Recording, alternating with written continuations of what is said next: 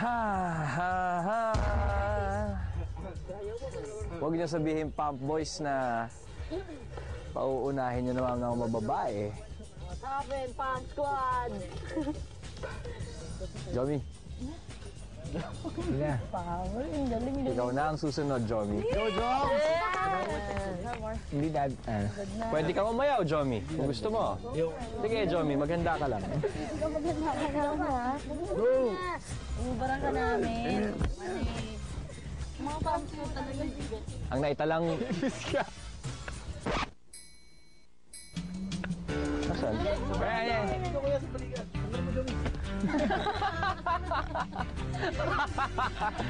Diring-diri ka na, Jomi. Makakahalikan mo na yan maya-maya eh. O, Jomi, ang naitalang bilang ni Marion ay 345. Kakayanin mo? Kaya mo sa amin. Jomi, sa anumang punto ng laban dito sa Pinoy Fear Factor, maaari kang umayaw. Gusto mo bang umayaw? Feelings, baka masira yung face. Sige. Yung lips mo na po. Itutuloy mo? Ayun na si LJ. Yung mukha niya, oh.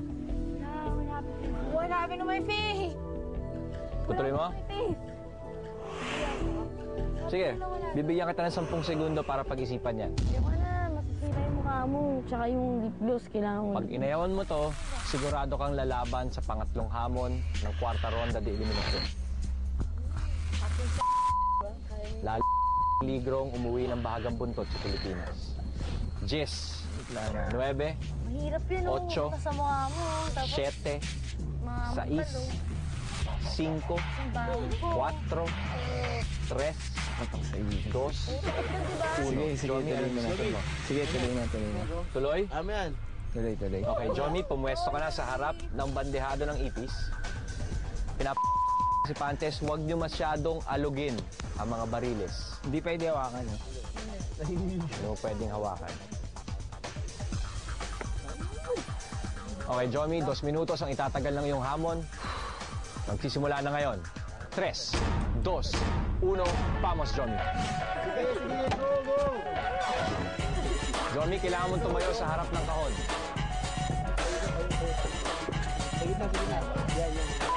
Sige, go! Huwag mong aalugin ang bariles, Johnny. Sige, go! Amen!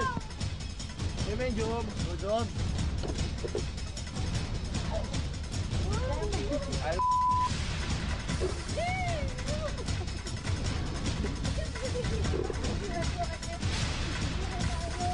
Job, amen! Go, Job! Let's go! Go, John! Sige, Johnny, bilisan mo na. Naglagay ka na lang din naman ng ipis sa bibig mo. Bilisan mo na. Ako na makuha.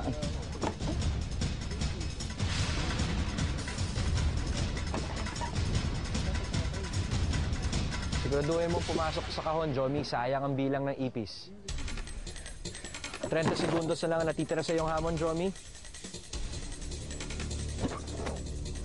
Yan, mas malinis.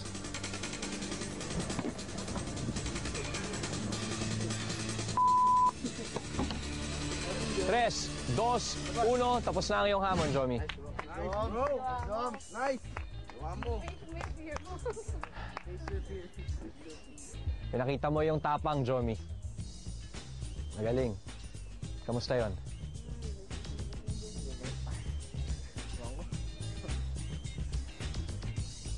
Ang importante, hinarap mo ang iyong takot, Jomi.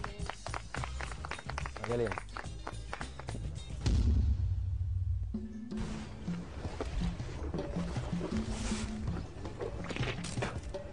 Sabi, plato nangangatay.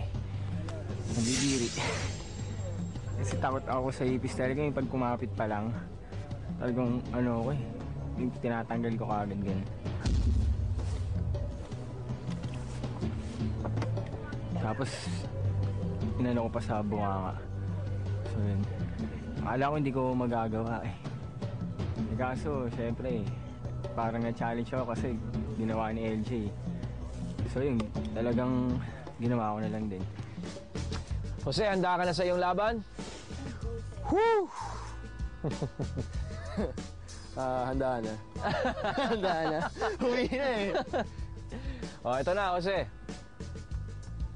Magsisimula na ang iyong hamon. 3, 2, 1, vamos, tuklaw. Jose, kailangan mong tumayo sa harap ng bariles. Kailangan mong tumayo sa harap ng bariles.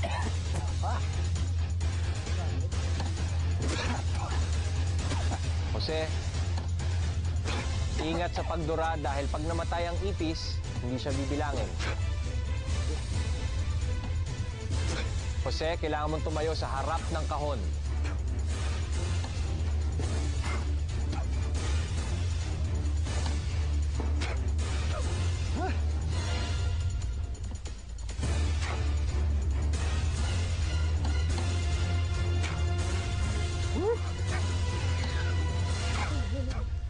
Sige, Jose, kaya mo yan. Kaya mo yan.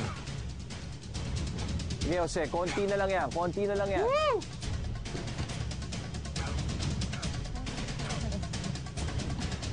Konti na lang yan, Jose. 5, 4, 3, 2, 1. Tapos na ang iyong hamon, Jose. Ginis yung sigaw mo. Hindi na ako mabalik. Ginis yung sigaw mo, ah. Kamusta yun, Jose? Kadiri. Kadiri. Pero okay lang. Parang kasi pag unang pasok mo, parang okay na yung kadiri part. So, speed na lang yung kailangan. Total, Pag nahalika mo na rin naman sa'yo, Yun nga, eh, si diba? Sed, kadiri na eh. Bilisan na lang natin. Okay. Ayan na. Marion, Jomi, kamusta kayo? Jose, gusto mo bang pumunta ng doktor? Nangangati ba ang iyong mukha? Medyo yung lips. Si Doc Elmer mukhang ayaw hiwalayan ng kamalasan. Mabulunan kaya siya sa nalunok na ipis. Sige, Dok. Tsaka lang sa pwesto mo. Sige. Kung kailangan mo ilabas. Kung kailangan mo ilabas mo. Sige, sige, Dok.